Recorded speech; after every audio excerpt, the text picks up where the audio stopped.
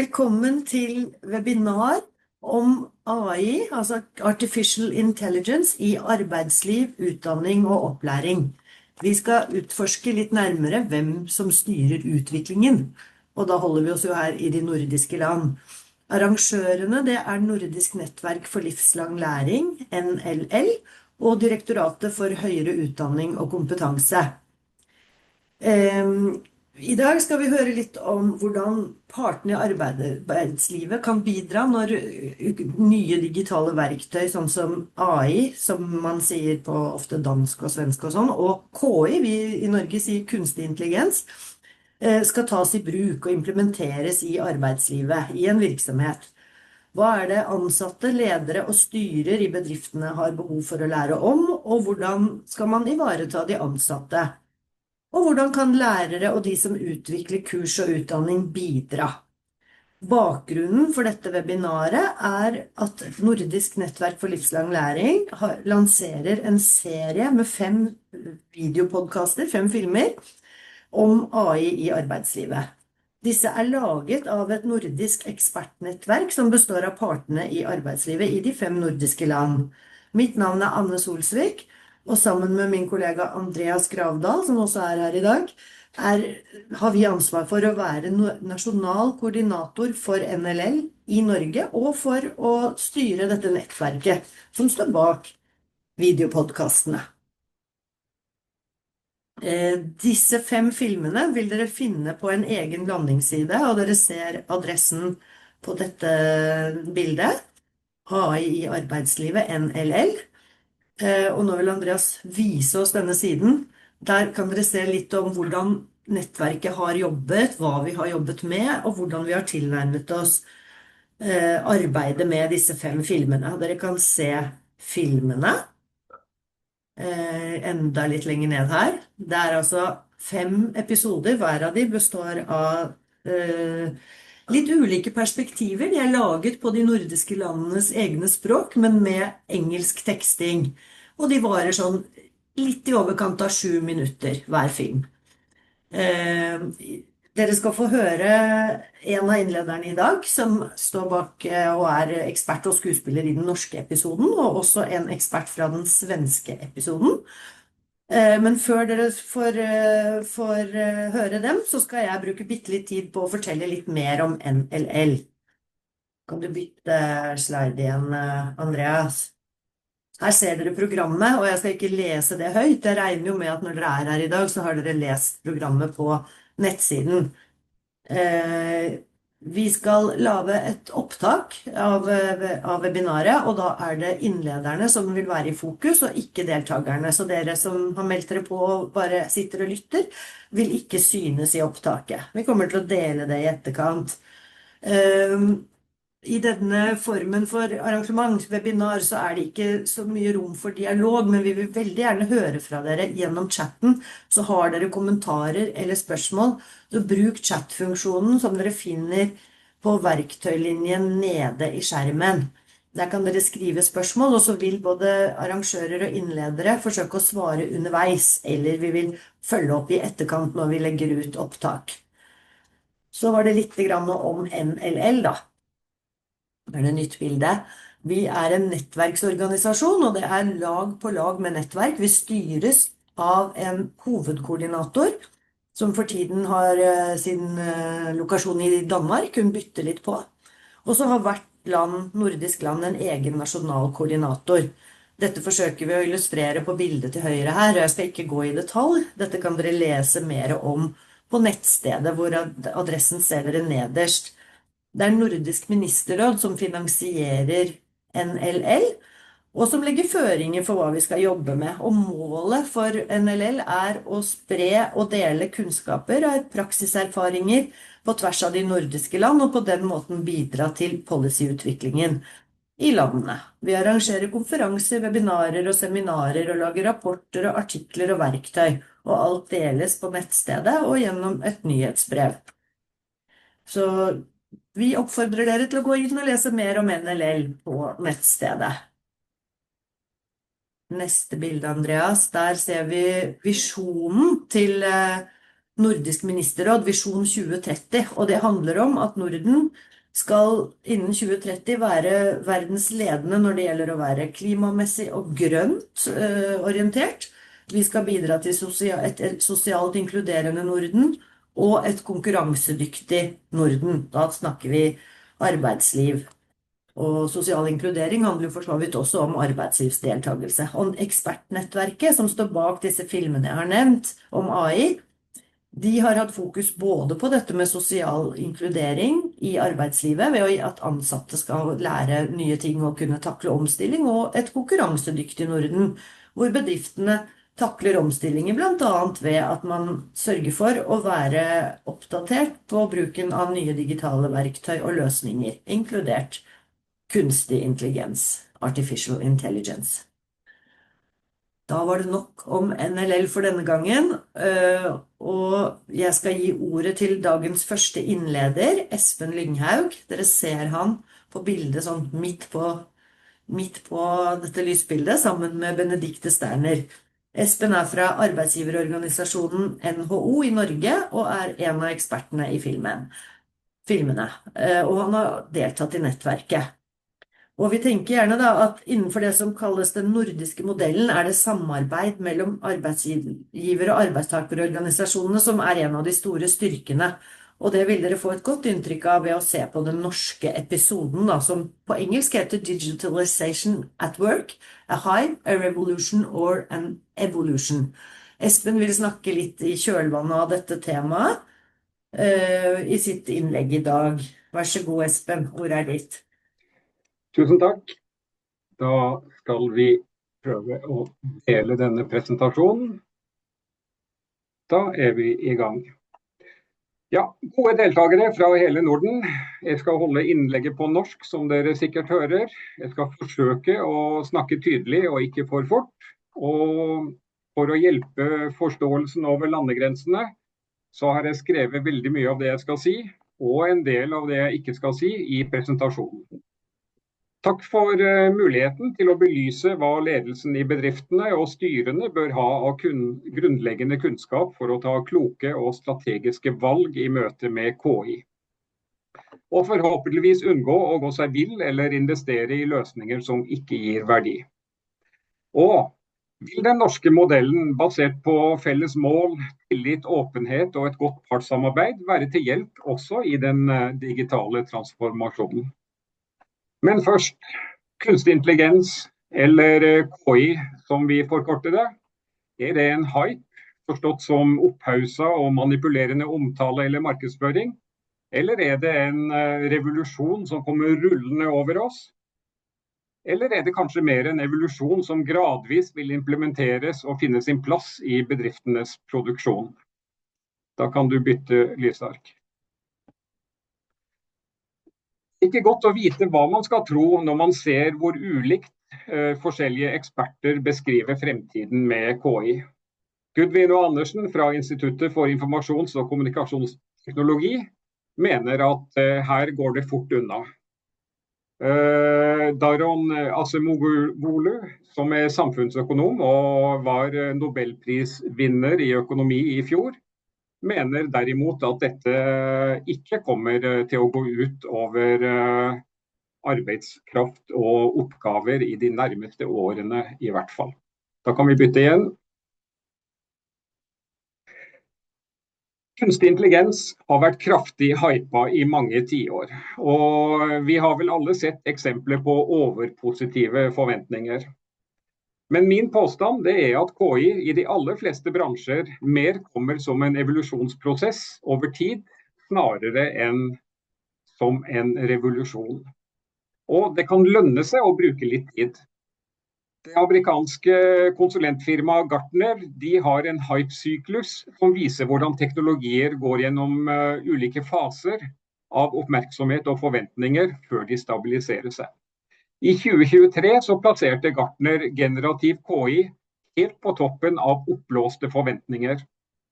Og her på denne plansjen dere nå ser, som er fra 2024, altså bare et år senere, så er den allerede på god vei ned mot bunnen av desillusjon, som de kaller det, som ofte følger etter en kraftig hype.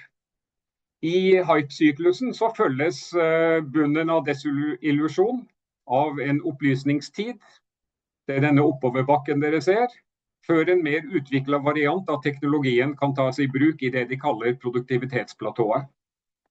Forskjellig KI-teknologi er naturlig nok på ulike stadier i denne utviklingen. Vi kan se at computer vision er kommet lengst, altså datamaskiners evne til å identifisere objekter, hendelser eller aktiviteter i bilder. Da kan du bytte. Mediene er fulle av overskrifter som lover at KI vil overta jobber, revolusjonere bransjer og skape nye markeder. Det virker på meg som hver gang en ny teknologi kommer, så er teknologioptimistene og teknologipessimistene rørende enige om én ting. Jobber kommer til å forsvinne. La oss se litt tilbake på noen teknologier som ble lovt å på kort tid ta over og forandre verden. Industriroboter med kunstig intelligens. Allerede på 80- og 90-tallet så mente man at KI-drevne roboter snart skulle gjøre alle manuelle jobber overflødige i industrien. Hva skjedde? Jo, roboter har fått en viktig rolle i enkelte deler av industriproduksjon, men de krever ofte spesialtilpasning. Og mange jobber krever fortsatt menneskelig fleksibilitet og vurderingsevne. Automatisering tar tid, og ofte trenger man både teknologisk modning og organisatorisk tilpasning. Så tar vi neste. 3D-printing i industri og hjem. 3D-printeren skulle jo løse alle utfordringer og være en viktig del av det grønne skiftet. Man skulle altså ikke behøve å frakte til ting fra Kina og til andre deler av verden. Man kunne bare sende en fil, og så kunne man printe ut varene selv. Så på 2010-tallet så var det store forventninger til at alle skulle eie en 3D-printer hjemme, og at man omtrent bare kunne printe ut hva det skulle være i stua hjemme. Det vet vi jo at har ikke skjedd. 3D-printing har absolutt fått en plass i industrien, spesielt til prototyping og enkelte spesialiserte deler. Men noen masseproduksjon eller revolusjon knyttet til de vanlige husholdningene, det har jo ikke skjedd. Teknologien var lovende, men begrensninger i hastighet og materialkvalitet og brukervennlighet har bremset utbredelsen. På disse bildene, det nederste bildet, der ser dere et forsøk som ble gjort i Norge i 2016, hvor man prøvde å lage et pepperkakehus i altså 3D-printing. Og for å få denne pepperkakedeigen til å gå i det hele tatt i en maskin i denne 3D-printeren, så måtte man ha i så store deler med sprit og maisenamel at pepperkakene som sådan var ikke spiselige. Og med bekjent så får man ikke printa ut noe særlig mat i dag heller. Så går vi videre til neste. I 2017 så sa veidirektøren i Norge at snart blir det ulovlig å kjøre selv. Det begynner å nærme seg 10 år siden. Trafikken blir smidigere og tryggere med selvkjørende biler, trodde veidirektøren. Og både Tesla og Google og andre spådde jo at 2020 skulle være et vendepunkt. Og teknologien har utviklet seg raskt, men full autonomi i alle situasjoner, det er fortsatt veldig, veldig langt unna. Grunnet sikkerhetsutfordringer, ansvarsspørsmål og teknologiske begrensninger. Og da kan vi lære at å gå fra testmiljø til reell implementering i komplekse og åpne systemer, det tar lengre tid enn antatt. Det er også slik at antall sjåfører, yrkessjåfører, som man vil ha behov for i Europa, i løpet av de neste 3 årene så vil man mangle over 750 000 sjåfører i Europa, og mange, mange tusen sjåfører også i Norge.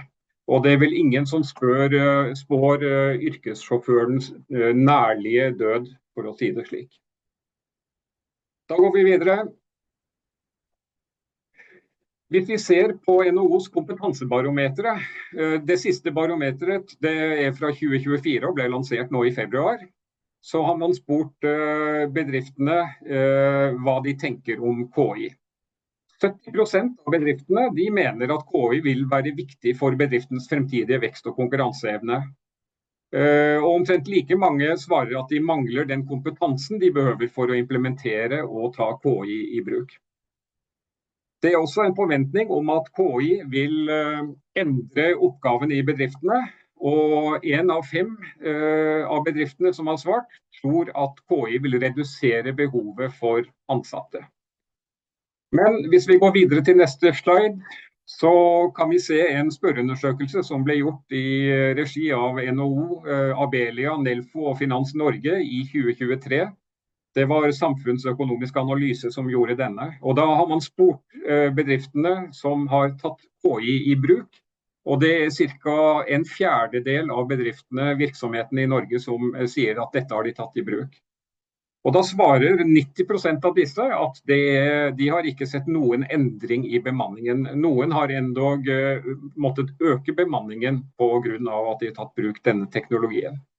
Det er også en veldig uklarhet knyttet til hvilken økonomisk gevinst man har ved bruk av KI. Noen mener de har redusert kostnader, noen vet ikke, og noen mener at det er ingen endring. En liten andel mener at de har økt inntektene. Vi ser på neste lysark. Så spør man i samme undersøkelse de som ikke har tatt KI i bruk, hvilke barrierer de ser mot å ta i bruk verktøyet i egen bedrift. Og barrierene de kan vi egentlig oppsummere på at det handler om mangel på kunnskap, oversikt og innsikt. Det er den aller største utfordringen. Den minste utfordringen, og det er også interessant å merke seg, den ser ut til å være mangel på endringsvilje eller motstand blant ansatte. Det tror bedriftene er et lite problem og en liten utfordring. Ellers ser vi at det råder en stor grad av usikkerhet rundt investeringskostnader, hvordan eksisterende datasystemer kan samhandle med KI, og i hvor stor grad bedriften har tilstrekkelig med data å arbeide med. Så går vi videre. Og da er vi over på dette med styrets og ledelsens ansvar i møte med kunstig intelligens. Og da skal vi først se på styrets ansvar. Hvilken kompetanse trenger ledelsen og styrene i våre virksomheter for å kunne ta gode strategiske beslutninger og implementere KI på en bærekraftig og menneskenær måte? En ting det er bred enighet om, det er at de aller fleste styremedlemmer har for lite kunnskap om KI. Styret har jo et særlig ansvar for å stille krav til ledelsen om strategi, risiko og etterlevelse. Og for å kunne fylle denne rollen i en tid der KI blir en del av virksomhetens fundament, må styremedlemmene ha tilstrekkelig innsikt i teknologiens natur og konsekvenser, og vite hvordan man kan sikre forsvarlig bruk av data. Mange bedrifter vil ha behov for å supplere styrene med teknologikompetanse, enten ved å rekruttere inn den kompetansen i styrene, eller ved å bruke eksterne rådgivere.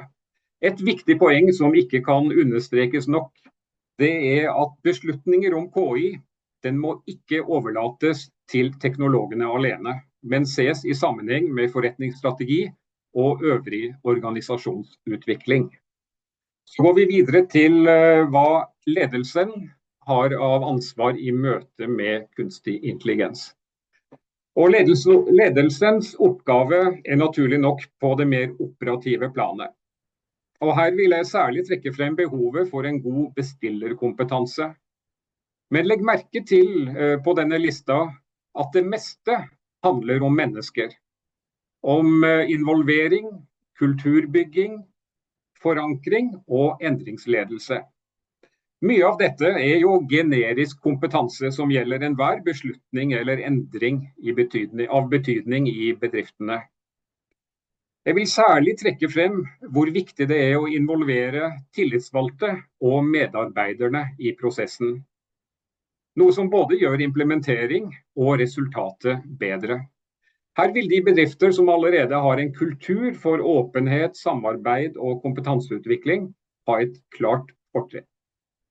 Da går vi videre, og da er det slik at det er en del viktige prinsipper man kan banke ned for å lykkes med KI i bedriften. Og som vi har sett i forhold til tidligere teknologi som skulle komme og endre verden, og som selvfølgelig er på vei og kommer til å endre verden, så vil det også her være fornuftig å tenke smått fremfor å tenke stort. Mange tror at KI krever store investeringer og teknisk ekspertise, men realiteten det er at små pilotprosjekter kan gi verdifull innsikt og samtidig redusere risikoen. Pilotprosjektene de kan man selvfølgelig tilpasse enhver bransje. I detaljhandel kan man for eksempel teste en enkel chatbot som svarer på kundespørsmål. De kan forresten være forferdelig irriterende å forholde seg til som kunder. For industribedrifter kan KI brukes til å analysere vedlikeholdsdata og forutsi når maskinene trenger service. I hotell- og restaurantbransjen kan man la en KI analysere kundeanmeldelser for å avdekke forbedringsområder. I juridiske firmaer eller regnskapskontor kan man effektivisere dokumentbehandling med KI-drevet søk. Og i byggebransjen så kan man bruke bildegjenkjenning til å overvåke fremdriften på byggeplasser. Et pilotprosjekt handler ikke om å revolusjonere hele bedriften, men å utforske hvordan KI kan gi verdi i praksis. Det handler om å lære gjennom å gjøre. Hva funker, og hva lærer vi underveis? Et nyttig råd det er å involvere både ledelse, ansatte og tillitsvalgte tidlig i prosessen. Det bidrar til bedre forankring og innsikt i hvor skoen trykker i hverdagen. Og vær nysgjerrige og ha en viss lekenhet i forhold til verktøyene. Et lite tips for de virksomheter som ikke har noe erfaring med KI, hvorfor ikke begynne med å la enkelte nøkkelpersoner i hver avdeling over noen uker teste ut hvordan de kan benytte KI. For eksempel bruke ChatGPT eller Copilot hver gang en ny oppgave skal løses. Så kan man teste ut hvordan kan disse verktøyene hjelpe i prosessen. Eller hjelper de ikke? Det er også et godt svar. Vi går videre. Jeg må si 2 ord om den nordiske modellen. Den har gjort Norden ledende på en rekke samfunnsområder. Den nordiske modellen den er under press fra mange kanter, og det er vårt felles ansvar å hegne om den. Denne grunnleggende enigheten mellom tillitsvalgte og ledelsen i bedriftene om at man både skal dele kaka rettferdig, men også arbeide sammen om å bake kaka større. I et godt trepartssamarbeid så må ledelsen ha med de tillitsvalgte fra starten av. Både i analysefasen, i beslutningsfasen og i implementeringsfasen. Dette bidrar til å avklare roller, redusere motstand og øke legitimiteten i prosessen. For at dette skal fungere godt, må ledelsen ha kompetanse i medvirkningsprosesser og forhandling, og en forståelse for hvordan tillitsvalgte tenker og handler. Å bygge gjensidig tillit og en kultur for åpen dialog, det er avgjørende for å lykkes. Og så til siste lysark. Kunstig intelligens, det er ikke magi. Kunstig intelligens er verktøy. Verktøy som kan gjøre oss mer treffsikre, mer effektive, og kanskje også mer menneskelige hvis vi bruker de riktig. For å lykkes må ledelsen og styrene være nysgjerrige, reflekterte og strategiske. Og viktigst av alt, vi må ikke glemme menneskene. Den beste teknologien i verden er verdiløs uten kloke mennesker til å bruke den. Og det sitatet, det kommer fra ChatGPT. Takk for oppmerksomheten. Tusen takk, Espen, for en veldig bred og grundig gjennomgang. Og du har gitt smakebiter fra denne filmen som dere norske medlemmene har laget, og du har gått langt utenom og snakket dypere og mer om kompetansebehovene og hvordan man innenfor den nordiske modellen kan jobbe med å implementere. Og jeg liker veldig godt dette med å tenke stort og prøve ut på små måter. Det kan jeg kjenne igjen fra egen hverdag også. Neste taler i dag, det er Henriette Stage, som underviser hos Handels- og Erhvervsskolen ZBC. Du bruker AI, eller KI da, i undervisningen på mange ulike måter. Og da tenker jeg at du følger nok mange av de råd og tips som kommer i den danske episoden i vår serie av videopodcaster. Det er bilde av en av de danske ekspertene, Peter Brus, nederst til venstre på denne foilen. Men det som er viktigst nå, er at vi skal høre hvordan du bruker KI, og gi oss noen konkrete eksempler og snakke omkring dine egne erfaringer. Så nå gir vi ordet til deg. Tak skal du have. Ja, jamen som sagt, jeg hedder Henriette Stage, og jeg arbejder jo så på ZBC, og lige nu så vil jeg lige vise jer, jeg vil lige dele min skærm. Og sådan, og så, yes, så skulle I meget gerne kunne se min skærm. Jeg er jo så heldig, at som sagt, at jeg arbejder på ZBC, og vi er jo som sagt en business school. Og det betyder også selvfølgelig, at det her med at være på en skole, hvor det er, at vi netop bliver klædt på som medarbejder, er rigtig dejligt. På ZBC, der har vi faktisk en chef for AI, der ligesom står for det her, og de har også en hel afdeling, der har de også stået og så lavet netop nogle webinarer for os medarbejdere, sådan så vi kunne blive klædt på til ligesom at varetage de her kompetencer. Jeg er ikke ekspert på det her område. For mig, der er det her, jeg er jo som sagt en underviser, og jeg leger med det selv på den måde, at jeg eksperimenterer rigtig meget. For mig, der er eksempelvis ChatGPT, det er en sparringspartner, som jeg bruger dagligt i forhold til, når det er, at jeg laver undervisningsmateriale. Derudover så er det jo også vigtigt, at netop det her med, at de elever, vi har inde hos os, at de ligesom bliver klædt på til den her fremtid. Og det betyder selvfølgelig også, at vi som medarbejdere, vi har et ansvar over for ligesom at hele tiden at være opdateret på de her områder her. Jeg har leget rigtig meget med det. Og vi på grundforløbet, der klæder vi dem på, de her elever, i forhold til, at vi skal lære dem meget i det her med, at de skal tænke selv også. Altså, at man skal ikke bare bruge det uhæmmet, de her værktøjer her. Man skal også ligesom kunne reflektere over det. Når det så er, at man kommer på hovedforløb, det vil sige, at der ser jeg dem så, når de kommer ind, når det er, at de skal hen og have et fag, når de er ude på virksomheden. Og det er så det, at jeg ligesom har taget udgangspunkt i dag, i forhold til at så vise nogle af de ting. Først og fremmest så er det, og det var også det Essen sagde, det er jo rigtig vigtigt i forhold til uddannelse, at vores elever, de ligesom bliver klædt på til det her.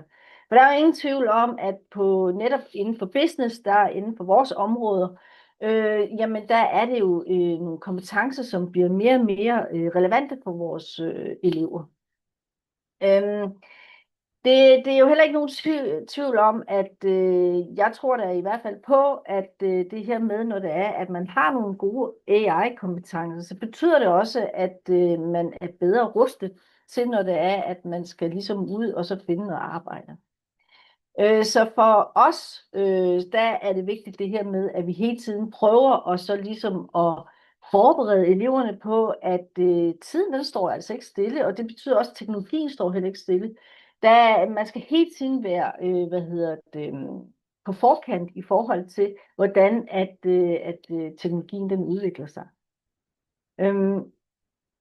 Hvis vi nu leger, og det er jo fordi på hovedforløb, som sagt, der får jeg jo nogle elever ind, og det er så en handelselev, og de kommer ind og får et fag inde hos mig, hvor det er, at jeg så ligesom hjælper dem i gang med eksempelvis ChatGPT.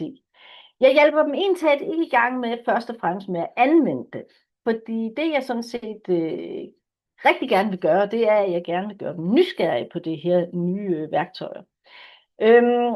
Nu kan man prøve at tage sig en som ham her, Mikkel. Han har et problem ude i sin virksomhed. Han arbejder eksempelvis i en teknologi, virksomhed, men han går fuldstændig i baglås hver gang, når det er, at han står over for en kunde, enten via telefonen, via noget online, eller også fysisk ude i butikken. Han går simpelthen i baglås, hvis der er en, der kommer som kunde og begynder at konfrontere ham med en eller anden klage. Han er egentlig en rigtig dygtig elev, men han har bare det her problem.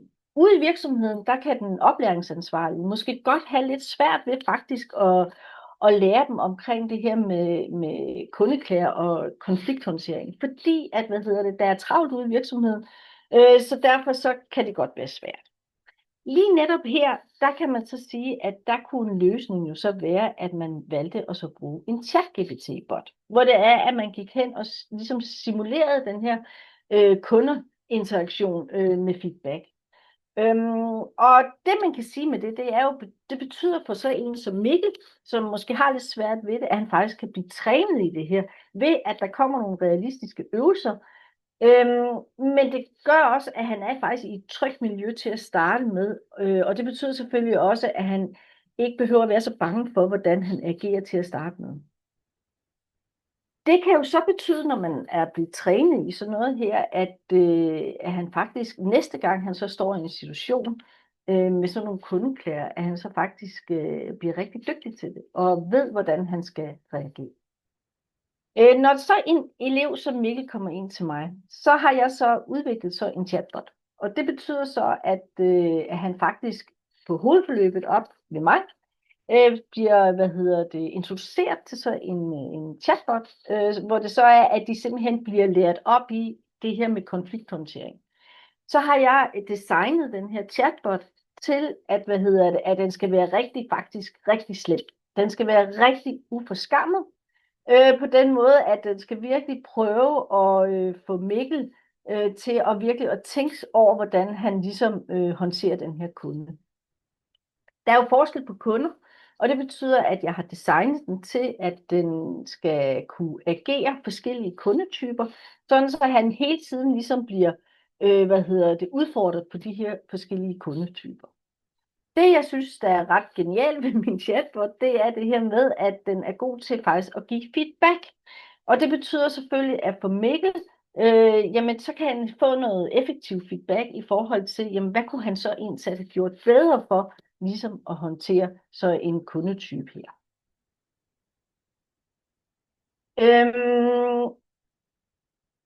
Som sagt, det her med, når det er, at man generelt ude på et arbejdsmarked, hvor det er, at man netop kan bruge sådan nogle praktiske eksempler i forhold til at udvikle sådan nogle chatbots, der er det jo, at det som sagt er et trygt miljø. Det vil så også sige, at det vil betyde for sådan nogle medarbejdere ude på en virksomhed, at det her med, at man kan få lov til at træne nogle forskellige situationer i det her trygge miljø, gør jo selvfølgelig også, at det bliver nemmere for eleverne faktisk at lære de her ting. Så man kan sige, ved at udvikle de her forskellige små botter, og det kan man jo gøre inden for mange forskellige områder, så er det, at vi ligesom kan lære dem op. Så der er jo, man kan jo også bruge det som et onboardingsværktøj ude i virksomheden. Jeg har som underviser udviklet nogle forskellige af de her bots, og jeg skal nok lige vise nogle forskellige om lidt.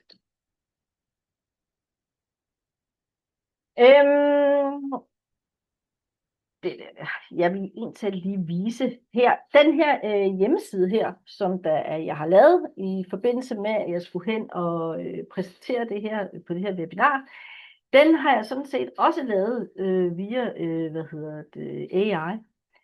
Så det betyder, at jeg er ikke total nørd. Jeg underviser godt nok i IT, men det betyder ikke, at jeg sidder og behøver at kode en masse forskellige ting for at kunne få en god hjemmeside. Jeg har simpelthen fået en AI til at udvikle den her lille hjemmeside for mig. Og så, jeg synes egentlig, at det fungerer godt. Alt på den her hjemmeside er udviklet af AI. Og det betyder også, at hvis vi går herned, så vil jeg lige vise jer den her lille bitte video her. Og jeg skynder mig at sige, dansk, det er måske ikke lige det, den er bedst til. Men vi skal jo huske, at det her, det er jo også noget teknologi, hvor det bliver bedre og bedre og bedre. Så den her, det er faktisk en video, jeg har lavet, når det er, at mine hovedforløbselever ude fra virksomhederne kommer på besøg hos mig, og så skal være op hos mig i en uge, hvor det er, jeg skal introducere dem til AI. Og der starter jeg simpelthen op med at vise den her lille video, sådan så de ligesom får en fornemmelse af, jamen, hvad kan AI indtage os. Så jeg viser jer lige den her. Jeg er glad for at introducere jer for, hvad I skal igennem på dette valgfag. Vi skal arbejde med mange forskellige teorier og emner, alt sammen bygget op omkring kommunikation via de elektroniske medier. I dag skal vi arbejde med kommunikationskanaler, kundetyper, telemarketing og konflikthåndtering. Tirsdag arbejder vi med SOAM-strategier, viral markedsføring, content marketing og B2B-kalender. Onsdag handler om GDPR og nyhedsbreve, chatbots, professionelt sprog, lav visuelle manualer, og torsdag skal I arbejde med en stor case, som I skal præsentere fredag. Rigtig god fornøjelse. Og så kan man sige, jamen så er man jo ligesom i gang. Eleverne, de synes faktisk, når det er, at de ser den, så tænker så har jeg fået noget feedback på det, hvor de siger, at de kan jo godt høre, at det der er vist ikke en helt rigtig en af det. Og det er jo fordi selvfølgelig, at sproget ikke er så godt. Hvis man så den på engelsk, så er det klart, så ville det være meget bedre. Men nu er jeg jo dansk, så derfor så tager jeg den på dansk. Hernede, der har jeg som sagt lavet nogle forskellige små bots. Den ene, det handler om, når det er, at vi har vores elever inde.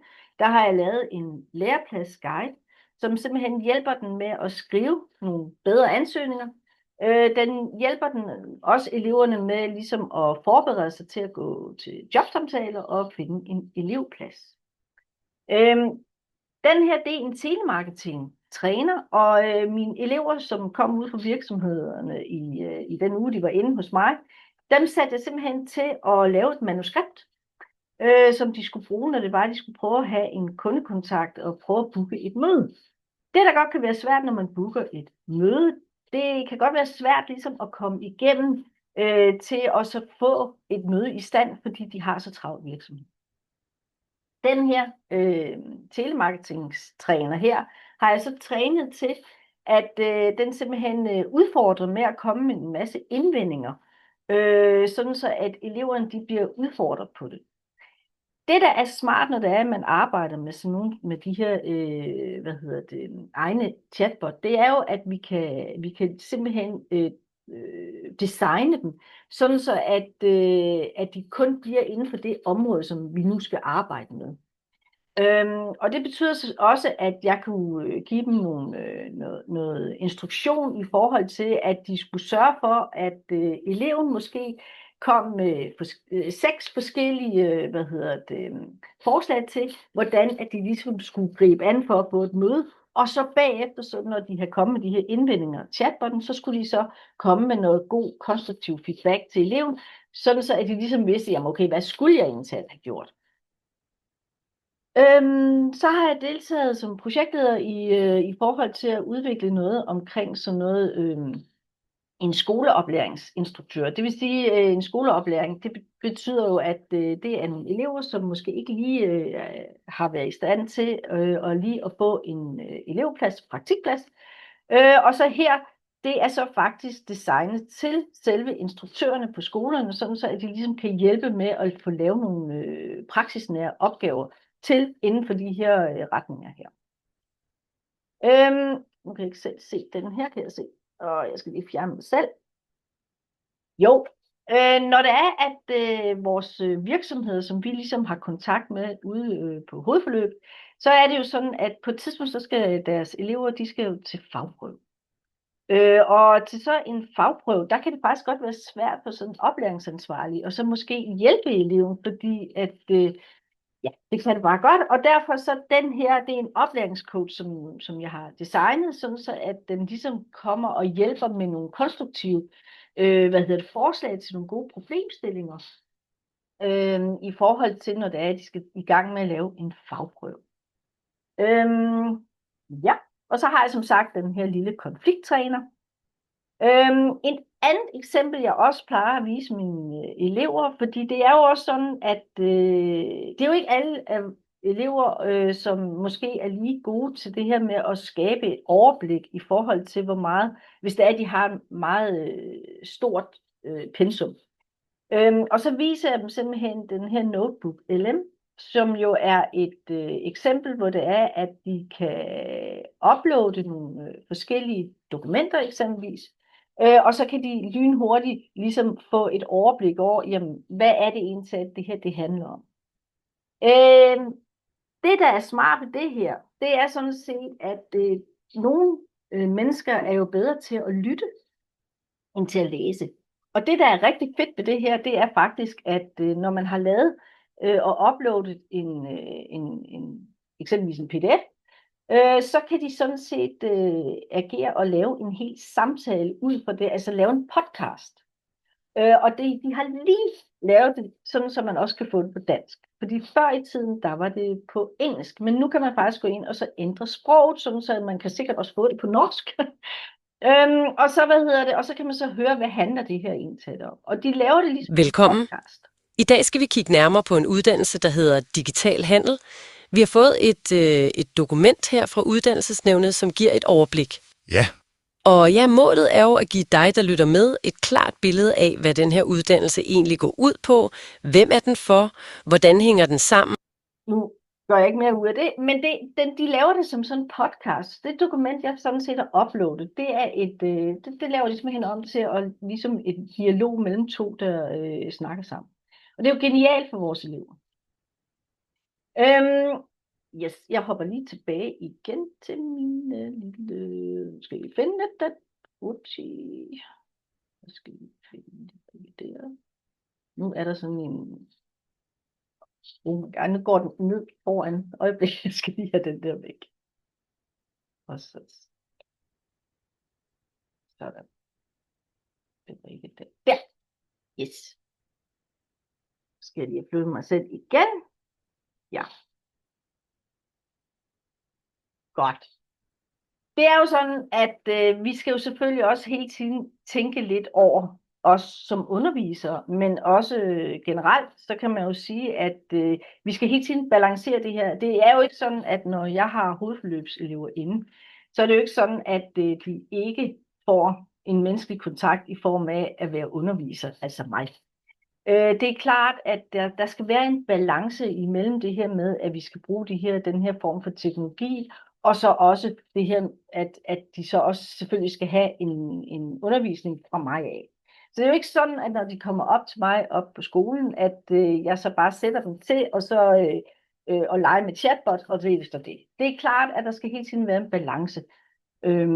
Så har vi også det her med datasikkerhed, fordi det er jo sådan, at nogle af de her forskellige værktøjer, som AI vi faktisk kan bruge, der skal man tænke lidt over i forhold til, jamen, hvordan er det egentlig, at de passer på vores sikkerhed, altså vores GDPR og sådan nogle ting. Så der er nogle overvejelser inden for det, og jeg ved, at nogle af de elever, vi har inde, der ved jeg, at ude på deres virksomheder, der kan det godt være et issue det her med, fordi de skal hele tiden overveje, jamen, hvad er det egentlig for nogle forskellige værktøjer, de bruger til det her, fordi det er ikke alle sammen, som, ja, man skal virkelig tænke over, hvad er det for nogle dokumenter eksempelvis, man smider op, som man så kan få bearbejdet. Så inde på skolen, her på ZBC, der taler vi meget omkring datasikkerhed, og vi overvejer meget, hvad er det for nogle værktøjer, vi så ligesom må bruge og kan bruge. Og det er jo selvfølgelig nogle ting, som man ligesom skal tage med. Så har vi også det her med at så ligesom at kunne tænke lidt over det her med, jamen der skal også være noget ansvarlig brug af det her med AI. Jeg havde en samtale med en som er ved at uddanne sig som sygeplejerske, og det har jo ikke noget at gøre med mit businessområde. Men som hun sagde, at hun følte lidt, at der var en overafhængighed af det her AI, fordi hun kunne godt blive sådan lidt, jamen lige så snart at læreren fortæller et eller andet, jamen så sidder de bare alle sammen med hovedet nede i deres chat GPT. Og det er jo ikke sådan, det skal være. Så hun følte faktisk, at hele den her refleksionsevne, man jo sådan set også skal have, at den forsvandt lidt. Så der er det jo selvfølgelig vigtigt, at vi som undervisere også ligesom ved, at vi skal altså være ansvarlige i forhold til, at vi ikke bare bruger los af det her. Der skal ligesom være en eller anden form for etik i det også.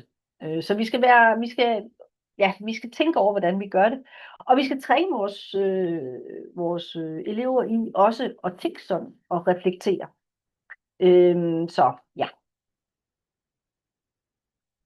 Så er der jo også alt det her, og jeg ved ikke, hvor lang tid jeg tager, så jeg taler. Du må stoppe mig, Anne, hvis det går helt godt. Når det er, at vi snakker omkring sådan noget med validering, vi skal også tænke over, jamen, alt det her AI-genereret indhold. Altså, vi skal jo huske, at en vigtig ting af det er også, at vi skal virkelig være dygtige til at kvalitetssikre. Altså, at vi skal kunne gå ind og så ligesom kvalitetssikre, og så være helt sikre på, at det her er korrekt, det her, der så kommer ud af det her. Så kildekritik, det er noget, vi lægger virkelig stor vægt på, når det er, at vi som undervisere ligesom underviser i de her forskellige værktøjer. Fordi vi skal virkelig være dygtige til at tænke kritisk. Hvad er det for nogle kilder? Fordi at i dag kan det faktisk godt være svært, både for os, mig, men altså for os, for de unge mennesker, og jamen, hvad er egentlig korrekt i dag? Hvad er det egentlig? Er det rigtigt, det jeg egentlig ser? Og som sagt, så skal vi bare være bevidste om, at det er samspillet. Som sagt, det er mellem læreren og AI. Det skal være supplerende, og det må ikke være erstatning. Ja, det var vel egentlig det. Jo, altså man kan sige, at noget af det vigtigste, jeg opfordrer mine elever til, det er hele tiden det her med, at de skal prøve at eksperimentere lidt inden for det her. Prøv at tænke, de får en case til sidst på så en uge, hvor det er, jeg også udfordrer dem i, og så tænke over, jamen okay, hvordan kan jeres virksomhed bruge AI? Hvad er det for nogle ting, hvad er det for nogle automatisering måske, der kan blive brugt inden for jeres område? Altså på business, vi har jo detail, vi har handel, og vi har event, vi har også turisme og kontor, og inden for alle de her områder, jamen der er der jo virkelig mange ting, hvor det er, at det her, det spiller ind. Mange af de værktøjer, som man bruger i dagligdagen, jamen der er jo mange af de ting, der kan man jo effektivisere mange af processerne ved at bruge AI. Man kan jo se bare på 365 Office, der er AI jo allerede integreret mange forskellige steder, hvor det er, at man kan bruge dem. Så vi skal jo selvfølgelig sørge for, at vores elever de kan bruge det her, sådan så at de bliver nogle virkelig gode medarbejdere ude på virksomheden. Ja. Tusen takk til deg. Var du ferdig, Henriette? Ja, fuldstændig. Ja. Ja, tusen takk skal du ha. Jeg synes det var en veldig fin parallell til det Espen sa, og mellom det du og Espen snakket om, at man skal prøve i det små, at det er mange muligheter, men at det er veldig viktig med denne refleksjonen og utprøvingen og balansegangen hele tiden da. Og så skulle jeg gjerne gått på kurs hos deg, tror jeg, og lært å lage sånne små chatbotter, og skjønne hvordan man organiserer dem, ut fra min lille bruk. Vi ser helt klart at du har fulgt veldig mange av disse rådene som er i vår fantastiske film fra de danske nettverksmedlemmene. Neste innleder nå, det er Aksel Adelsverd, som er utreder hos de svenske myndighetene for yrkeshøyskolen. Han er utdannet jurist, og han er også en av de ekspertene som dere kan se i den svenske episoden. Her er han avbildet sammen med Christina Cunningham, som var et av de svenske medlemmene i vårt nettverk. Vær så god, Axel, ordet är ditt. Ja, det stämmer. Tack så mycket. Och vi kan väl hoppa fram här några bilder kanske. Och kan egentligen gå på nästa bild också. Jag är egentligen då inte expert på AI, men jag är ganska duktig på yrkeshögskola och utbildning. Och vi fick ett uppdrag av den svenska regeringen att utreda hur AI kommer att påverka yrkeshögskolans utbildningsutbud. Och det jobbade jag med under ett år mellan 23 och 24. Och för att förstå uppdraget så måste man också förstå hur yrkeshögskolan då är uppbyggd. Och på nästa bild kan vi se att det är en statligt finansierad utbildningsform som har som syfte att svara mot arbetslivets behov. Det vill säga att våra utbildningar, de är på samma nivå som den akademiska högskolan, men de ska vara helt orienterade utifrån behoven som finns på arbetsmarknaden. Olika aktörer söker om att få bedriva utbildning och vi kan bevilja dessa under vissa perioder. Och de riktar sig till väldigt stora delar av arbetsmarknaden. Det är 100 000 studerande ungefär och flera hundra olika typer av yrkesroller. Vi kan ta nästa bild här också. Ja, detta är egentligen bara en illustration av hur det ser ut i det svenska utbildningssystemet, så vi hoppar vidare en till. I det här uppdraget så konstaterar vi då att det fanns en hel del utmaningar. Det första är ju att det är fortfarande, tycker jag, ganska svårt att definiera vad som egentligen är AI. Automatiserat har vi gjort länge och maskininlärning har vi jobbat med i många tiotals år. Och precis som Espen var inne på här har AI blivit lite av ett trendord och vi kallar kanske saker som inte är AI för AI. Och det finns kanske saker som har inslag av AI som egentligen rör sig om andra teknologier. Alldeles oavsett så är det en otroligt snabb utveckling inom området och det kommer nya företag och nya idéer och det stora genombrottet var ju det här införandet av ChatGPT. Nu finns det ju betydligt fler olika chattbottar och rättare sagt olika typer av generativa AI-lösningar som kan tillämpas inom olika områden, men det var väl där kanske det verkligen fick slag.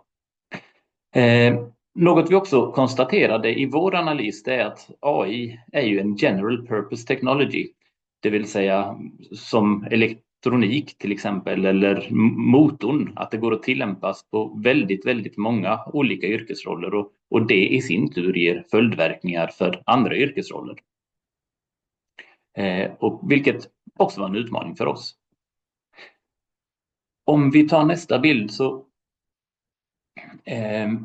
konstaterar vi då i rapportskrivandet att vi skulle egentligen inte ha en chans att bedöma enskilda yrken eller till och med yrkeskategorier, hur de skulle stå sig i den här tekniska utvecklingen, utan vi var tvungna att ta ett helhetsgrepp över hela arbetsmarknaden och ja, det är också de slutsatser vi drog.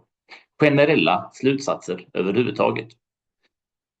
Och det vi kan konstatera det är att generativ AI, vi avgränsade oss till generativ AI, annars hade det blivit väldigt komplicerat, men det är att det effektiviserar och i hög grad kan det främja produktivitet och tillväxt. Det gör vi ges möjlighet att göra saker snabbare och till och med effektivisera bort helt och hållet vissa arbetsmoment som vi dagligdags arbetar med. Tar du nästa bild, är du snäll? När vi inledde vårt arbete då kom det 2 ganska tunga rapporter som lanserades i samband med vårt skrivande. Och det ena var ju då Future of Jobs från World Economic Forum där de konstaterade att 6 av 10 personer internationellt då skulle behöva vidareutveckla sina kompetenser. Antingen då helt och hållet eller reskill eller upskill. Och en stor anledning till detta var AI. Samtidigt kom då en Gen AI-rapport från IMF där de sa att ungefär 40% av arbetstillfällena globalt skulle kunna komma att ersättas av AI. För mindre utvecklade ekonomier så var risken lägre, men för avancerade och högteknologiska ekonomier som de nordiska länderna tillhör så konstaterade man där att upp till 60% av arbetstillfällena hade en exponering mot AI och skulle kunna komma att ersättas av AI. Och vår reaktion när vi läste detta ser man då bara illustrerad här på nästa bild. Hjälp, konstaterade vi. Men precis som Espen var inne på också så fick vi ta ett steg tillbaka och fundera egentligen över rimligheten av de här slutsatserna och vi konstaterade följande. Att det finns en lag egentligen som är Amaras princip då att vi människor vi tenderar att överskatta teknologiers effekt på kort sikt, men vi tenderar också att underskatta de långsiktiga effekterna. Vi konstaterar att riktigt så snabbt som de beskriver de här rapporterna kan det inte gå, men att det finns en ganska klar exponering för många yrkesroller mot AI. Vi vet också att tidigare tekniska revolutioner eller genombrott, de har lett till fler jobb, inte färre jobb. Alltså ju duktigare vi blir på att hitta på nya lösningar, desto fler jobb tillkommer. Men det rör sig om andra jobb då än vad man tidigare haft. Och knäckfrågan blir egentligen då, hur fort kommer det här gå? Där identifierade vi 4 olika faktorer som kommer spela stor roll, som vi ser på nästa bild. Det ena är ju då den rent tekniska utvecklingen, och den är väldigt, väldigt svår att säga om, och den som säger att de vet precis vad som kommer hända, den personen ljuger antagligen. Utan den tekniska utvecklingen har kommit en bit, men jag tror vi är långt ifrån färdiga. En del pratar ju framförallt här om SGI och AGI, så att säga, alltså en AI som inte är så begränsad som den är idag till vissa områden, utan en generell AI som skulle kunna göra många olika saker. Och om en sådan kommer, då kommer vi inte alls kunna se utvecklingen, och där är man inte riktigt överens om hur fort det kunde gå. Men vi vet att inom försvarssektorn till exempel, och det är ju inte släppt alltid för den stora breda allmänheten, men så har det gjort framsteg då som man kanske inte kan använda sig av som privatperson idag. En viktig del, nu gick det lite fort där, en annan viktig del då som vi har konstaterat, det är regleringen. Vad lagstiftarna, alltså våra politiker, väljer att göra kommer att ha en viss roll i vilken utsträckning och hastighet som man kan använda AI. Som Espen nämnde med självkörande bilar, är det i alla fall i Sverige fortfarande en debatt där man tänker att tekniken finns där, men vem är det som bär ansvaret för en sådan bil? Hur kan man fördela ansvaret om en sådan bil ingår i en kollision? Men vi har andra områden, alltså upphovsrätten, ett jättestort och juridiskt område där frågan är vem som äger rättigheterna till någonting som har skapats eller gjorts av en AI. Och det finns ju då en lagstiftning som kom för inte så länge sedan där EU försöker begränsa användandet till viss del av data från AI eller maskinkärnor och så vidare. Det kommer påverka. En ytterligare variabel är ju då acceptansen, det vill säga vad vi personer i samhället är beredda att acceptera. Inom Sverige pågår en ganska omfattande debatt om välfärdsteknik, det vill säga att det finns AI-lösningar som man kan använda till exempel då i vård av äldre, och som kanske till och med kommer vara nödvändiga om populationen minskar. Men det finns en etisk dimension i detta också, så att säga, och som vi alla jobbar med lärande här, alltså att kan man tänka sig att förskolepersonal och så vidare skulle kunna ersättas av AI. Jag tror fortfarande de flesta av oss får en liten fundering om det är vad vi vill. Och i vilken grad vi medborgare kommer acceptera AI-lösningar kommer också styra hur fort det kommer gå.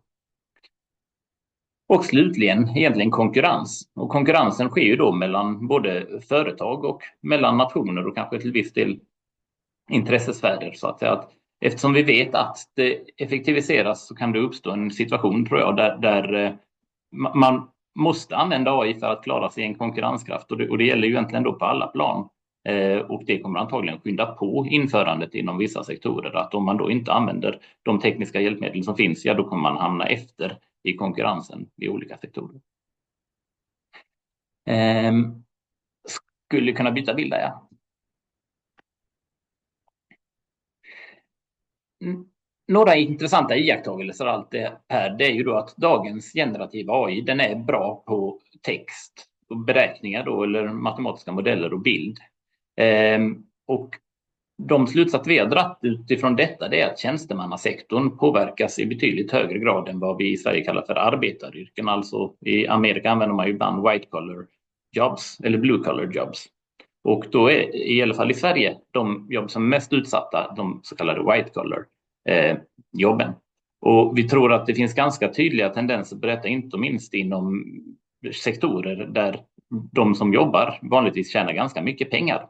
Ett exempel är till exempel inom juridiken då, de stora advokatbyråerna. Så att en AI som är duktig på att samla in och analysera text kommer kunna ersätta en hel del av vad vi kallar för biträdande jurister i Sverige. Det kommer också kunna användas till exempel tolkyrket eller tolksektorn och olika språköversättningar, tror vi att där AI kommer ganska fort göra insteg och ersätta då arbete.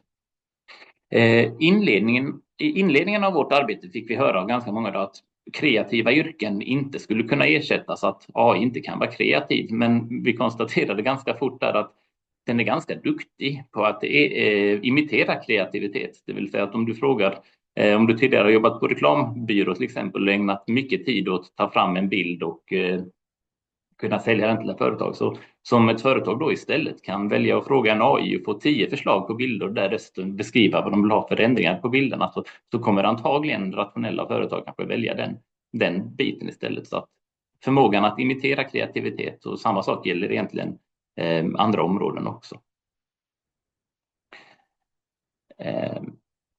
Byt gärna bild, och jag tror kanske det kommer 2. Det verkar vara någon animering här på bilderna. Så ytterligare ett steg kan vi hoppa. Så vad drog vi för slutsatser i vår rapport? Jo, alltså jobb kommer försvinna och jobb tillkommer. Yrken förändras. Så kommer det alltid vara. Men när det gäller införandet av AI i arbetslivet, då kommer yrken som har repetitiva uppgifter att kunna automatiseras betydligt lättare och snabbare. Vi tror att de flesta yrken kommer påverkas på något sätt. Så är det. Men yrken som är kognitiva, det vill säga och utan empati, de går att ersätta. Men så fort empatin behöver komma in, ja då blir det betydligt svårare. Nu var det ungefär ett år sedan vi har lämnat in den här rapporten, och jag tycker det genast i vissa delar att den har börjat bli obsolet. Så att säga. För när vi skrev då var det många som sa att psykologi och så vidare, eller psykologer eller då själavård på olika sätt, att det inte kunna ersättas. Men jag tycker de senaste månaderna att jag har sett förslag på att även sådana modeller skulle kunna komma. Vi tar nästa bild. Så vad hade vi då för budskap, eller vad kom vi fram till är viktigt när AI tar en större del i samhället? Jo, det är att en rejäl utbildning i botten ger ofta bättre förutsättningar att kunna konkurrera och inför framtiden då i nya yrken. Vi som välfärdsländer, vi har en större chans att hinna med att anpassa samhället efter den här AI-verkligheten än vad kanske andra länder har. Vi har en välutbyggd infrastruktur och ett IT-kunnande, och våra länder har möjlighet att haka på. 2 centrala delar kommer att vara kompetensutveckling och livslångt lärande. Jag tror alla vi medborgare kommer behöva i högre grad än tidigare kanske vara beredda att omskola oss eller skaffa oss mer kunskap under ett yrkesliv än där man tidigare kanske kunde vara mer fokuserad på en yrkesroll under ett helt arbetsliv. Nästa bild, tack. Och de slutsatser vi kom fram till yrkeshögskolan då, där jag egentligen jobbar, det är att AI kommer behöva bli en integrerad del i utbildningarna. Vi kommer ha en hel del nya yrkesroller, tror vi, där mänsklig expertis kommer behöva hantera AI-produkter och kontrollera slutprodukterna av det hela. För hela vår utbildningskatalog kommer korta utbildningar och kurser bli ett större inslag, så att säga. Vi kommer inte ha råd eller möjlighet att lägga 2 eller 3 år på att omskola oss under ett arbetsliv, utan vi kommer behöva hitta kortare utbildningsinsatser för att hjälpa människor i deras livslånga lärande.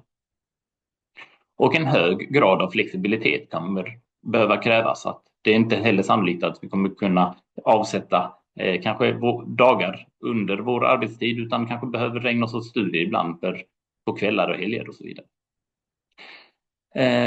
Och snabb förändring, det inledde jag ju med. Det är ju snabb förändring om området. Det kräver också snabbare utveckling av utbildningarna. Just nu pågår en diskussion i Sverige mellan då yrkeshögskolan och högskolan, där högskolan inte har möjlighet att etablera eller skapa nya kurser så fort som kanske arbetslivet hade önskat, och att när de här tekniska framstegen kommer, att man snabbt måste vara med på utbildningssidan och kunna ge den utbildning som arbetslivet kräver. Jag tror det var sista bilden, eller är det ytterligare en? Nej, det var sista. Det var sista bilden, ja. Tusen takk, Aksel. Det er jo spennende å høre at de kanskje litt mer kjedelige rutineoppgavene kan være det som forsvinner, og da kan det jo komme nye muligheter for de litt mer spennende oppgavene da. Ja. Så det kan jo lyde godt, i hvert fall på sånn mellomlang sikt, hva som skjer med AI. Nå ser jeg at det er en som heter Peter som har rukket opp hånden, Andreas. Kan vi gi ordet til han? Jeg tror vi har tid til et spørsmål. Ja, jeg skal se. Jeg kan sette Ja, view som... da Ja. kan du... Eller så kan du skrive, hvis ikke vi får det til, så ber vi Andreas forsøke litt. Hvis ikke så ber vi deg om å skrive ditt spørsmål i chatten, så kan jeg gjenta det.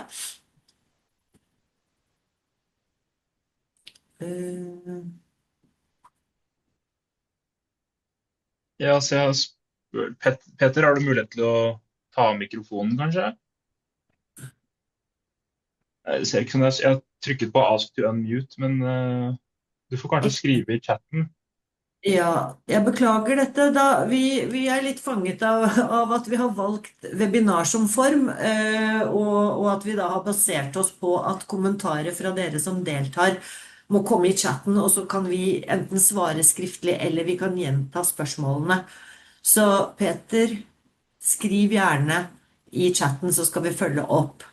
Nå har vi nesten 20 minutter igjen, og vi skal gå over til siste post på programmet, som da er en refleksjonssamtale. Andreas, du kan dele litt igjen, tror jeg. Dele PowerPointen, eller gå videre da. Jeg vil bare minne om at nå har vi tatt for oss den norske og den svenske og den danske episoden, men vi har selvfølgelig også en finsk og en islandsk episode å by på, som ligger på den landingssiden vi presenterte innledningsvis. Og de er ganske ulike perspektiver som presenteres, så etter webinaret så ta gjerne en titt på disse også. De er tekstet på engelsk, og de snakker på sine egne språk. Det er jo også en del av det nordiske arbeidet, å forsøke å bevare de nordiske språkene. Nå skal vi da over til denne refleksjonssamtalen, og jeg vil gjerne begynne med å spørre deg, Henriette, hva du tenker om hvordan AI vil påvirke lærere og undervisere. Kan det by på særlige gevinster for lærerne, og da selvfølgelig også for deres elever og studenter, at man tar AI i bruk? Ja, det var det korte svar. Det Ja, var et det synes jeg. enkelt lite spørsmål. Jo, I kan godt høre mig nu. Ja. Ja. Jamen altså, jeg tror helt klart, at AI, det er jo kommet for at blive. Og man kan sige, at inden for underviserne, altså også lærere og sådan noget, der vil det være noget, som vi kommer til at bruge meget mere. Fordi at, både på grund af, at det kan lette vores arbejdsgang i forhold til de ting, vi laver i vores dagligdag, men også fordi, at det er et behov, sådan rent, at vi ligesom får det implementeret i vores måde at undervise på. Altså sådan så, at eleverne de faktisk bliver klædt på til også at kunne bruge de her værktøjer, når det er, de kommer ud i arbejdslivet. Så vi kan ikke bare lukke øjnene for det her. Det er kommet for at blive, og vi bliver nødt til ligesom at tage arbejdshandskerne på og og komme i gang med det. Men jeg tror også, at på vores uddannelsesinstitution, der er det noget, at vi, som jeg ved, at ledelsen lægger stor vægt på, at det her, det er noget, som bliver implementeret i vores dagligdag. Så jeg tror helt klart, det er noget, der er kommet for. Så ja, vi kan ikke lukke øjnene for det. Nei, takk skal du ha. Det er her og nå, og det vil påvirke oss i fremtiden. Og du, Aksel, du var jo inne på at arbeidslivet vil endres. Har du noen formening basert på utredningen deres om hvilke yrker som kanskje kommer til å klare seg godt i fremtiden, og hvilke som eventuelt klarer seg litt dårligere? Ja, alltså som jag var inne på, det finns en hel del saker inom arbetaryrken som jag tror kommer få en renässans. Så att säga rörmokare, att lägga rör i en fastighet, tror jag inte AI kommer kunna göra på väldigt lång tid. Och ja, överhuvudtaget konstruktion och liknande saker. Jag tror de som kommer klara sig sämre, det är väl kanske vad vi skulle säga då generellt sett kontorsuppgifter. Sen kommer det gå olika fort. Och det innebär inte att yrkeskategorier försvinner helt och hållet, utan de kanske blir betydligt effektivare. Färre personer kan göra mer, men då ökar vi ju kanske bara tillväxten så att säga. Det behövs lika många individer, men de blir duktigare på att utföra sitt jobb. Så tänker jag. Ja, det stemmer kanskje litt med hva du har tenkt på, Espen, om endringer i arbeidslivet. Du kan kanskje si litt om dette du også, men også litt mer konkret enn det du var inne på i innledningen din, om hvilke kompetanser bedriftene bør ha for å ta KI i bruk, da, eller AI i bruk, og hvordan partene i arbeidslivet kan bidra. Ja, det sier jeg gjerne noe om, men siden du åpnet også for å si noe om det Aksel ble spurt om. Ja, begynn gjerne der. Så tror jeg det er veldig vanskelig å si hvilke jobber som egentlig vil forsvinne. AI kommer til å være like naturlig og rundt oss som strømmen, elektrisiteten i stikkontaktene vi har i dag.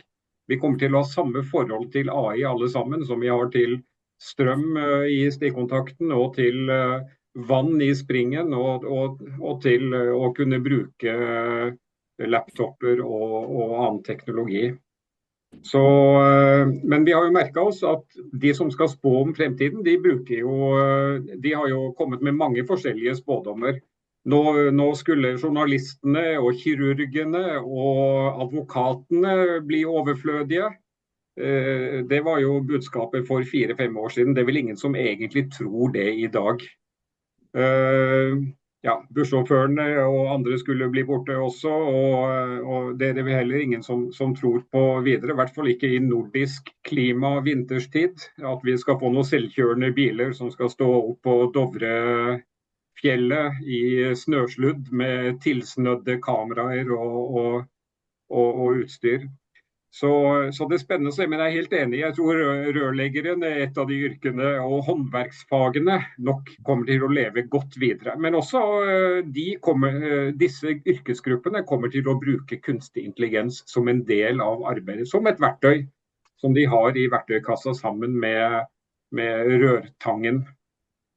Når det gjelder hvilken kompetanse man har behov for, så vil vi selvfølgelig trenge disse ekspertene og ingeniørene og disse som skal være med å utvikle dette videre. Men det kommer til å være størst behov for, det er generell digital kompetanse. Og da er det jo lett å tenke seg denne voksne gruppen som ikke har vokst opp med digital teknologi. Men det er ganske interessant å merke seg at disse som vi kaller de digitale innfødte, altså barn og unge, har en urovekkende svak kompetanse grunnleggende kompetanse på digitalt verktøy. Greit nok at de er gode på TikTok, men når ikke de kan lagre et dokument eller finne det igjen, eller endre et språk på en maskin fra norsk til engelsk, så har de en utfordring med å ta i bruk denne nye teknologien. En helt ny undersøkelse i Norge viser at 40% av 14-åringene mangler en grunnleggende digital kompetanse. Hvem hadde trodd det for noen år siden? Så vi trenger en grunnleggende generell digital kompetanse for hele befolkningen. Jeg er helt enig med Aksel at det vi trenger mest av er korte utdanninger og kurs som kan tas i bruk just in time når man har behov for å få løfta sin kompetanse på denne teknologien. Og den viktigste kompetansen har også Aksel vært innom, det er det som vi kaller domenekunnskap. Man trenger å kunne noe i bunn. Man må kunne et fag, et fagområde, en bransje, for å kunne ta AI i bruk. I hvert fall hvis man ikke skal jobbe kun med AI som sådan, som bransje eller fag. Det å kunne noe vil være like viktig fremover. Og så kan man legge AI på toppen av det og bruke det som et verktøy i hverdagen. Takk. Jeg lurer litt på hvordan kan man som ikke sant? Dere sier at det trengs korte kurs, ikke disse lange utdanningene, og at du var inne på, Aksel, at universitetene, de kan jo ikke snu seg så fort. Det ser vi jo i Norge også. Vi jobber med noe vi kaller treparts bransjeprogram, hvor vi forsøker å dele ut midler fra min arbeidsgiver, Direktoratet for høyere utdanning og kompetanse, til å få laget akkurat de kursene som arbeidslivet behøver. Og de er jo ofte kortere, de skjer ofte på yrkesfag, altså videreutdanning for yrkesfaglige, de som har yrkesfag i bunnen. Og det skjer ved at ikke-formelle tilbydere utvikler kurs som på en måte på bestilling da, fra partene i arbeidslivet. Og så ber vi gjerne av utdanningsinstitusjonene og de som lager kurs om å samarbeide med arbeidslivet. Så hvordan kan da utdanningsaktører og arbeidslivsaktører samarbeide bedre? Det hender jo jeg sitter med en søknad og ser at her det oppgitt mange samarbeidspartnere, men jeg får litt inntrykk av at det kanskje bare finnes en liste med faste samarbeidspartnere som man bare nevner. Vi ønsker jo et reelt samarbeid sånn at man treffer, så kan partene og utdanningsaktørene samarbeide tettere og bedre for å være mer treffsikre. Hvordan gjør vi det? Det spørsmålet tenker jeg at dere kan gå til dere alle. Vi kan begynne med, jeg vet ikke, Henriette, du sitter jo i en skole, men du har sikkert tanker om det, for du har jo elever ute i praksis, og dere må vel matche veldig hva de lærer i læreplanen, og hva de skal lære der ute, så kanskje du vil begynne litt? Jo. Du talte jo lidt hurtigt her. Kunne jo godt lige have tænkt mig en AI-translator. Jeg er ikke så god til norsk, jo. Hvis du sådan lige giver mig... Jeg kan altså ikke lige sådan helt gennemskue det hele, hvad det var, du spurgte om. Nei, jeg tenkte på om dere som laver utdanning kan samarbeide tettere med bedriftene om innholdet, sånn at dere laver den utdanning som arbeidslivet har behov for. På den måde, ja. Ja. Jo, altså, men jeg tror også, som skole, nu er jeg jo som sagt ikke chef inden på området her, inden for AI på vores skole, men jeg tænker da, at det er jo i alles interesse, at der hele tiden bliver lavet nogle kurser inden for de her, hvor det er, at man både tager, hvor man tager erhvervslivet med på råd, hvad er det egentlig, der er behov for, inden for ligesom at klæde de her mennesker på, som så skal sidde ude på arbejdsmarkedet. Så jeg tænker egentlig, at skolerne generelt er jo hele tiden med på, og hele tiden at tage erhvervslivet med på råd, sådan så at man ved, jamen, hvad er det egentlig for nogle behov, der skal dækkes inden for det her, og så har vi jo så undervisningsministeriet, som så ligesom også er med inde i det her, sådan så at der bliver hele tiden lavet nogle altså vores bekendtgørelse, som vi kigger på, når det er, at vi skal uddanne, de unge mennesker, de bliver jo også nødt til at blive lavet om. De er allerede i gang jo med at lave bekendtgørelserne om i forhold til de fag, vi nu skal ind og undervise i, sådan så at netop, at det bliver mere integreret, det her AI. Men der er jo selvfølgelig nogle ting, som det går lidt langsomt nogle gange, når det er, at vi snakker omkring sådan noget som bekendtgørelse og sådan noget, fordi at det tager tid og ligesom at få det helt på plads. Men selvfølgelig så skal der hele tiden en føler ud til erhvervslivet. Hvad er det egentlig for nogle kompetencer, der er behov for inden for de her områder, sådan så at vi som uddannelsesinstitution ligesom kan gøre vores for, at vi kan blive uddannet inden til de her brancher her. Har du lyst til å supplere litt på dette, du som da sitter hos myndighetene for yrkeshøgskolen, Aksel? Ja, alltså jag kan säga att ur vårt perspektiv, vi jobbar ju redan så att vi får inte ha utbildningar som inte är efterfrågade från arbetslivet, och arbetslivet behöver ju vända sig till oss och vi bekostar utbildningarna, men de skriver utbildningsinnehållet, de måste vara med i genomförandet och har ett stort inflytande över utbildningarna. Så på så sätt fungerar modellen. Sen kan man ju säga att vi kanske behöver olika typer av utbildning i olika stadier av livet. Alltså man behöver en grundutbildning och det ska ju skolan, och i Sverige gymnasieskolan, stå för, så att säga, där man lär sig grundprinciperna. Sen för yrket, då tror jag att vår princip funkar väldigt bra med yrkeshögskola. högskolorna, de akademiska, de har ju ett annat syfte. De ser ju mer till forskningen så att säga, och det är ju också en viktig komponent. Så att vi kommer alla ha olika funktioner i utbildningssystemet. Har du noe du ønsker å tilføye, Espen? Hvordan partene kan spille inn her? Ja, partene og den nordiske modellen som jeg jo har snakket varmt om allerede, jeg tror jeg er viktig i denne sammenhengen. Men jeg må jo si, Henriette, er det et land som jeg oppfatter har vært gode og er gode på å knytte arbeidsliv og utdanning sammen, så er det jo Danmark. Hvor man har dette vekselforløpet mellom et kort grunnforløp ut i bedrift, inn i skole og frem og tilbake, på en måte som jeg mener på mange måter er forbilledlig.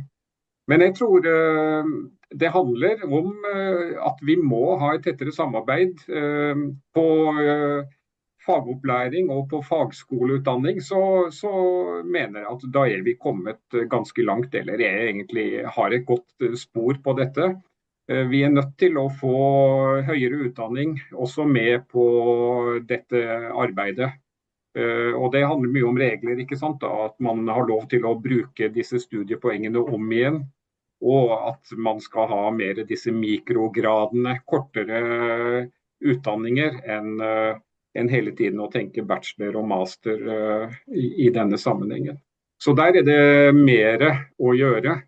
Men jeg tror vi er godt vaksinert mot endringer i arbeidslivet i Norge og i Norden, nettopp med den nordiske modellen og med de gode samarbeidet vi har mellom utdanningsinstitusjonene, arbeidslivets parter og myndighetene.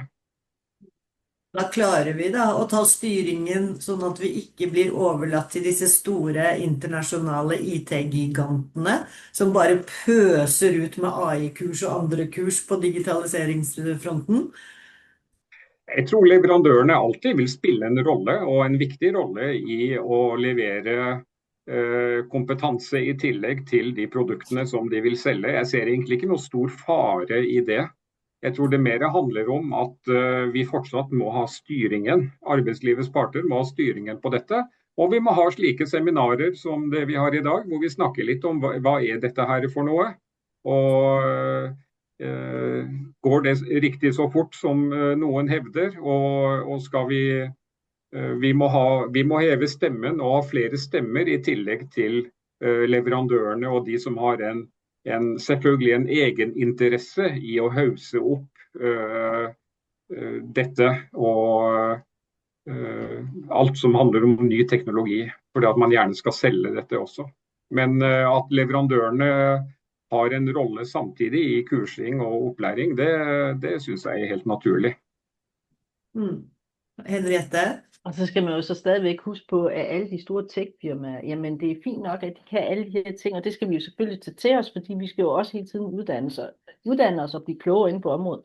Men det er jo også undervisere eksempelvis, som har fagkompetencen inden for de her områder, hvor vi skal bruge de her værktøjer. Så det er jo ikke, det er jo ikke, ja, altså hvordan kan man sige, det er lidt ligesom, du kan jo godt have et rigtig godt kamera, men hvis det er, du ikke er god til at så bruge værktøjet, altså, og til det formål det er, jamen så kan du have nok så fin teknologi. Så vi skal bare huske, at ja, vi skal samarbejde med tech-virksomheden, for det er dem, der udarbejder de her forskellige værktøjer, men det er jo os, som skal bruge dem til at uddanne andre. Så vi har jo fagekspertisen inden for de områder, vi nu har. Det stemmer. Så helt til slutt, vil dere si noen få ord hver om hva slags grunnsyn dere har vel kanskje sagt det, hva slags grunnsyn har dere da på denne AI-KI-utviklingen? Er den skremmende? Jeg hørte akkurat i radioen at der finnes folk som har sin egen KI-kjæreste nå, og de blir så glad i den at de er ikke interessert i å møte noen andre. De lager seg en chatbot som oppfyller deres behov, for jeg vet ikke hvordan. Er det en skremmende utvikling, eller er det som dere sa, det blir som vann i strømmen og som elektrisitet, så det blir bare noe vi tar inn i livene våre? Vil du begynne, Aksel? Alltså på arbetsmarknaden och inom utbildning så är jag bara positiv. Jag tror vi kommer göra roligare saker framöver. Alltså de tråkiga bitarna kommer bli lättare att ersätta med AI och det roliga blir förhoppningsvis så kvar till oss individer. Jag tror det kommer bli bättre. Och i utbildning så tycker jag man kan se fantastiska verktyg och sätt att anpassa studier för individen än vad man kanske har kunnat gjort tidigare. Och det tror jag också är en väldigt viktig aspekt. Sen i stort, det finns ju såklart saker som kan göra en lite orolig, som man kan frukta hur det används i krigsföring till exempel, och sen framförallt beslutsfattande. Vem är det som fattar besluten och kan man fatta rationella beslut utan AI? Men det är ju en annan fråga. Så i grunden är jag väldigt positiv till. Espen, har du noen tanker der? Ja, nei, jeg er også teknologioptimist. Jeg synes disse verktøyene er veldig, veldig morsomme. Og jeg tror jeg har et lekent forhold til disse og synes det er veldig moro å lære mer og bruke de. Og er imponert over hva de kan svare på og hva de kan lage av på bare noen millisekunder av det man legger inn av prompter. Det som er kanskje, det er selvfølgelig mye man kan være bekymret over. En ting som jeg nok tenker litt på, det er dette med hvis vi slutter å lage originale tekster selv, og bare baserer oss på den basen som ligger der ute i skyen nå, så risikerer vi jo at vi går glipp av nye og store og gode tanker. Som en forfatter så godt sa det, vi trenger ikke flere tekster, vi trenger bedre tekster. Og der tror jeg det ligger kanskje en liten fare. Men i det store og hele så er jeg kjempeoptimist og gleder meg til å se hvordan dette skal benyttes og brukes videre. Har du også et par siste ord, Henriette? Nej, jeg er enig med de to her. Jeg Ja. synes jo også, at det er et spændende område, og jeg tænker, at fremtiden, jamen det bliver integreret med AI hele, ja, altså som sagt, vi kan ikke begrave det, vi må bare bruge det. Vi må Og så bruke skal vi det. jo hele tiden have digital dannelse på plads. Ja. Jeg liker den måten dere alle snakker om at vi må ha en litt sånn nysgjerrig, åpen og leken tilnærming, og prøve og feile. Det må være rom for å prøve og feile. Da vil jeg bare si tusen takk til dere tre, og også til alle deltakerne som tålmodig forhåpentligvis, men ikke har fått lov til å delta så mye. Det er mulig vi burde velge å bruke møtefunksjon, så vi ser deltakerne våre. Det skal jeg tenke på til neste gang. Men vi håper å høre fra dere nå når Andreas sender en lenke til en evaluering, så vi får høre hvordan dere synes at dette har fungert. Tusen takk for i dag. Nå har Andreas delt evalueringen i chatten, men den vil også komme på e-post. Da er vi ferdige. Ha det bra.